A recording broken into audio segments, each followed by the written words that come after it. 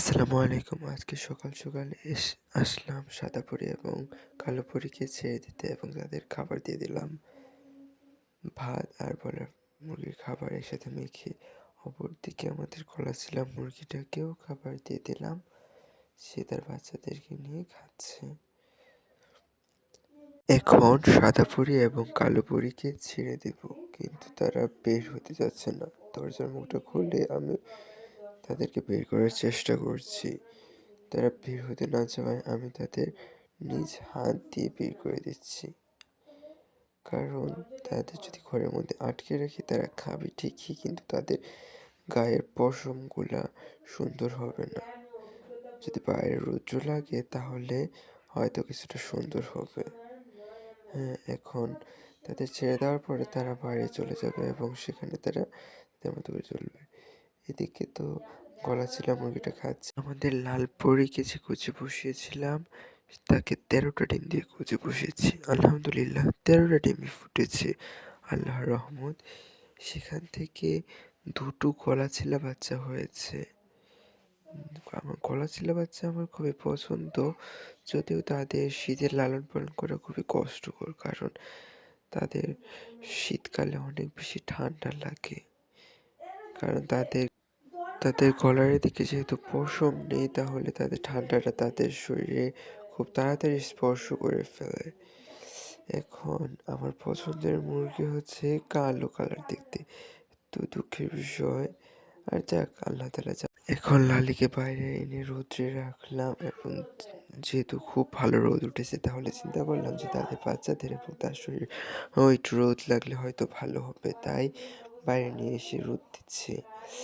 কিন্তু এখানে আসার পরে এই সমস্যা, আশপাশে যত হাঁস মুরগি আছে সবগুলো চিল্লাচিল্লি ডাকাডাকি শুরু করতে যাচ্ছে।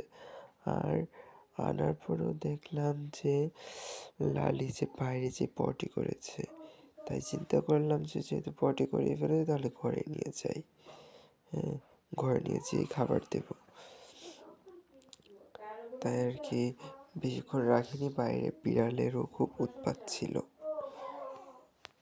এখন আমি কোনো মুরগির বাচ্চাকে মুরগির সাথে বাইরে ছেড়ে দেবো না, কারণ যদি বাইরে ছেড়ে দেই তাহলে সব বাচ্চাগুলো হারিয়ে যাবে, পেজিতে নিয়ে যাবে, বিড়ালে নিয়ে যাবে, এবং যা থেকে শেষ পর্যন্ত এমন হবে যে মুরগির একটি বাচ্চাও আর টিকে থাকবে না। তাই আর কি মুরগির সাথে কষ্ট হলেও তাকে বাচ্চাগুলোকে আটকে রাখবো, সেখানে খাবার পানি দেবো, সেখানে খুব ভালো করে বের উঠবে ইনশাল্লাহ। এখন লালি সহ তার বাচ্চাদেরকে ঘরে নিয়ে আসলাম এবং খাবার ও পানি দিলাম। এখন লালি খুব পেট ভরে পানি আর খাবার খাচ্ছে, কারণ সে গত 2 দিন ভালো করে তাকে খেতে পারেনি, কারণ তার বাচ্চা ফুটছিল। যদিও কালকে বিকালের দিকে তাকে বাইরে বের করে খাবার দিয়েছিলাম, সে খুব অল্প খাবার খেয়েছে, কিন্তু পানি খায়নি বললেই চলে। তাই সে বারবার পানি খাওয়ার চেষ্টা করছে এবং খাচ্ছে। হ্যাঁ, তার বাচ্চাগুলোকেও সে খাবার খাওয়ানো দেখাচ্ছে, কীভাবে খাবার খেতে হয় সে শিখিয়ে দিচ্ছে। তার বাচ্চাগুলো খাওয়ার চেষ্টা করছে। অপরদিকে আমাদের কালো পরী এবং সাদা পরী এসেছে খাবারের জন্য, খাবার দিয়ে দিচ্ছি। কালো পরী খাচ্ছে কোনো ভয় না করেই, যদিও সাদা পরী আমাকে দেখে ভয় পাচ্ছে, কারণ সে তো কখনো ক্যামেরার সামনে আসেনি, আর কালো পরী সেই ক্যামেরাকে কোনো কিছুই মনে করে না, তা করে সে তার মতো করে মজা করে খাচ্ছে। তাদের খাওয়া শেষ হলে তারা আবার বাড়ি চলে যাবে এবং সেখান দিয়ে হাঁটাহাঁটি করবে এবং ঘোরাফেরা করবে, একে অপরের সাথে খেলা করবে। এদিকে আবার এই যে